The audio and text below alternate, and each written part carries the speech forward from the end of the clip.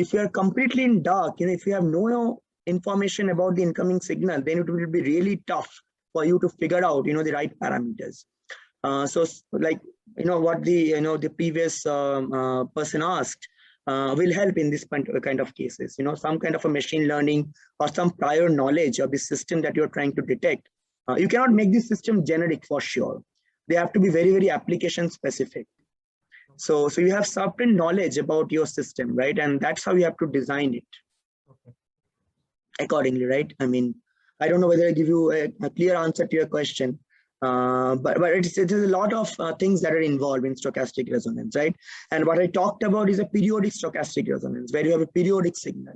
But there is also the idea of aperiodic stochastic resonance, okay, where your signal doesn't need to be periodic, but you can still detect that. But the math there is even more complicated actually, but you can do that. But there is some other principles like this population coding or population voting. So in this work, you have used means LED as a source of noise to get that threshold passed.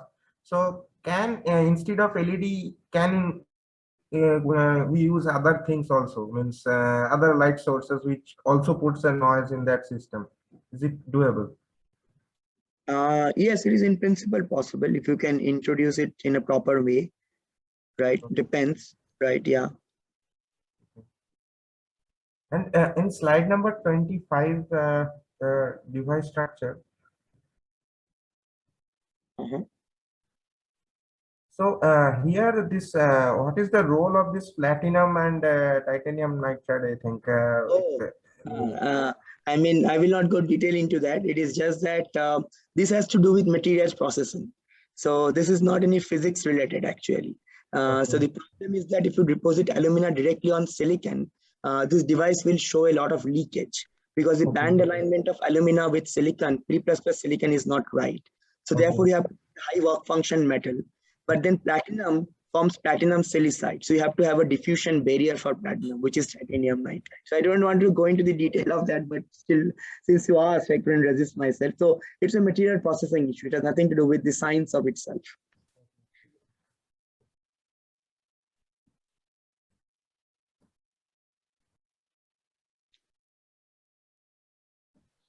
Sir, I have another question. Just asking that the subthreshold swing is really good in the benchmarking devices MOS2 and WS2.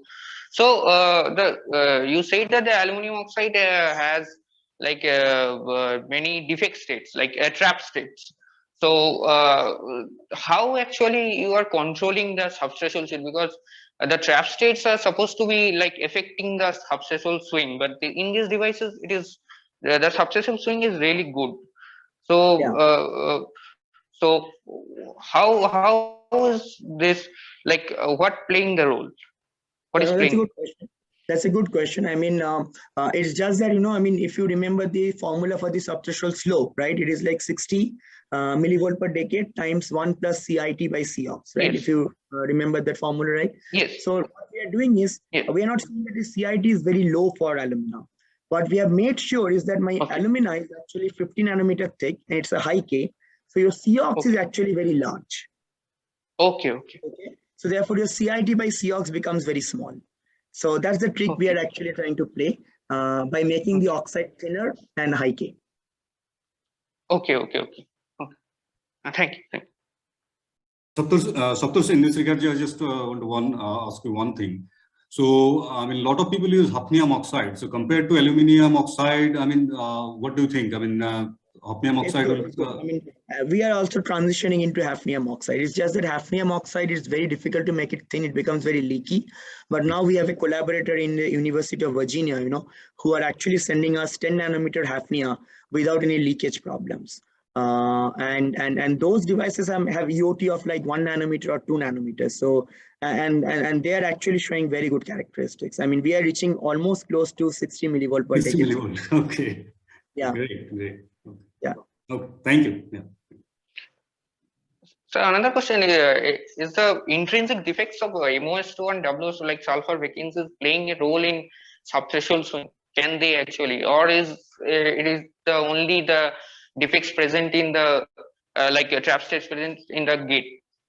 No, I think you're absolutely right. I mean, these sulfur vacancies just play a very big role, actually, right? Because at the end of the day, this can also lead to some kind of adsorbents. And once you Okay. have adsorbents, you kind of get all kind of interfaces, right? So they do play a role. Yeah. Oh, okay. If I measure the subsystem showing in the vacuum, then it should it should give me better results. Yeah, slightly better. It will not improve too much. We have done both vacuum and air measurements. You know what happens is that when you're transferring these things, I mean, these are not just physical adsorption that happens.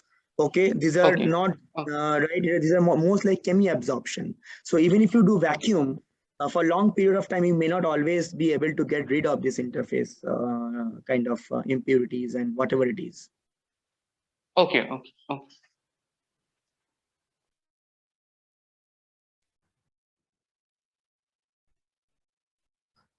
If there is no other question, I'd like to thank on behalf of Optica chapter, IISER Pune, for to Saptarshi, Dr. Saptarshi Das for this wonderful talk. Thank you, Dr. Das, for. Thank you for inviting. It was really very interactive. So I really enjoyed, talking to all of you. Yeah, near future we expect you to physically come here, and that will be great. Sure. Hopefully the situation will be better soon. Yeah, I think next year things are going to look better. Yeah, I mean, we are hoping for that. yeah, absolutely. We all are hoping for that. Yes, exactly. Yeah. Great. Okay. Okay. Yeah, it was great, Saptarshi, talking to you. Yeah. Thank you. Thank you, Atikur. Yeah. Thank you, Tamanna. Okay. Good night. Bye. Bye. So, in this note, I am ending this today's talk. Okay.